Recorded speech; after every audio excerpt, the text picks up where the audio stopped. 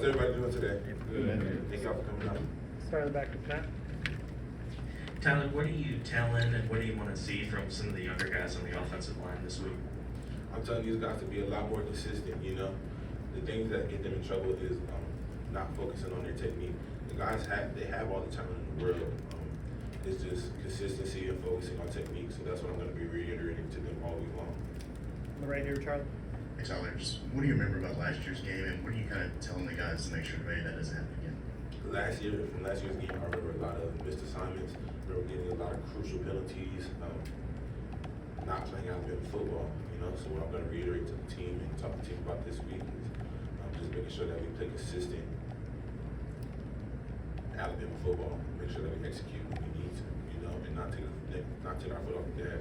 I feel like when we're playing complementary football as far as the offense and defense goes, more offensively when we're running and throwing the ball really well, I feel like we're one of the best teams in the country, but we just have to do that for 60 minutes. The back with Nick Alvarez. How do you think the team approaches learning from mistakes now, as opposed to maybe earlier in the season, with many more installs happening? The way we learn from mistakes, I feel like it changed because we realized that we realized that we're human. That Texas loss really woke us up. So we take a lot better approach to learning from our mistakes. The front with Nick Kelly. How quickly can footwork, if there are mistakes and there's errors in it, be fixed as an offensive lineman, just in terms of getting faster feet or making sure that you just have good footwork during a season? It's really a process. The offensive line, we work a lot of footwork drills all the time, especially in the summer because we don't have that much time to get footwork down. But we still work it every day. But at this point, you either have it or you don't. But you continue to try to make little adjustments every week to get better. Anything else for Tyler? Katie. Kind of building off the first question, Saban said yesterday that it's not a capability issue along the offensive line, it's more a lot of mental errors. How much of that is something that can be fixed and worked on in practice, and how much of it is it something that just comes with learning for younger guys? I feel like it's a bit of both, honestly. You know, experience is the best teacher. So the more those guys play, the better that they'll get. But at the same time, you have to play with good technique in order to earn that playing time. That will in turn get you better in the future. You know, so those guys just have to pay more attention to their technique and what they do off the field to prepare. But that's everybody on the offensive line. You know, they're not the only guys that are making mistakes. We can all be better as a unit. Charlie. What stands out about Tennessee's front, especially their edge rushers? They're very fast. They have a lot of speed, and it's going to be a great challenge for us up front. They put the edge rushers inside a little bit too, so we have to be prepared for a lot of their stunts and twist games, and we're very excited for the challenge. Nick Alvarez. What's Jalen like in between drives on the sidelines, and then how, if at all, does that change after a turnover when he comes back?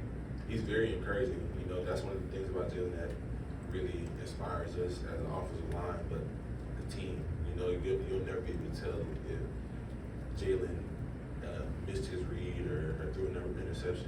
He's always upbeat, he's always happy, he's always keeping us engaged and motivated, you know? So no matter what was the result of the last drive, he's still coming up with a smile on his face like, okay, let's fix it, or okay, let's do it again after we score. Cody. You obviously played a lot as a young guy last year. What are the challenges maybe when you compare, learning guard versus tackle play on the line?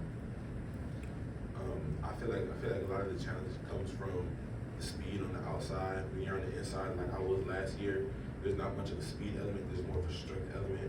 When we're on that edge, we're on that island by yourself. You have to adjust to the speed and the multitude of moves somebody can throw at you.